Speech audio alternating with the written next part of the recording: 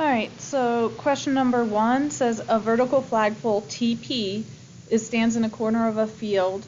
Using the information in the diagram, calculate the height of the flagpole. So we're calculating this measure right here, TP, right? And to get TP, the first thing we're going to need to realize is that this is a rectangle, okay? So this 30 meters is also right here.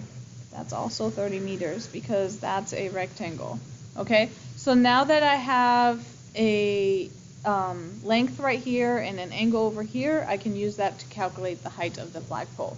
There's a second part of the questions though. It also says that you want to calculate the angle of elevation from P to S. So P to S, that's right here. So I want to calculate the angle of elevation in this triangle. Angle of elevation is right here. So once I have part 1 figured out, I can use that to figure out part 2. Question number 3 on page 20 works the same way as this one.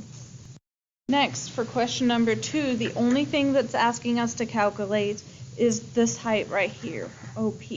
In order to calculate that, the thing that I need to realize is that the field itself is a rectangle. They didn't give us that information. We have to assume it. This is a rectangle, okay? And the other thing it tells us is that this flagpole OP stands smack in the center of that rectangle. All right, now that I know that that's a rectangle though, I can use that information in order to calculate this diagonal right here. How do I calculate that diagonal? Well, I can use my Pythagorean theorem to calculate the diagonal. And Pythagorean theorem says that a squared plus b squared equals c squared, where diagonal is the c. All right? Now, just be sure that once you get your c squared, you need to take the square root of everything to just get your c, okay? Now, c is the whole length right here, okay? But in order to calculate for this height right here, we just need half of that, okay?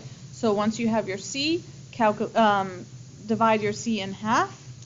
Once you have your c divided by 2, you have this length right here. And once you have that length, then you have a triangle that you can use to calculate your height. Question number 4 on page 21 works the same way.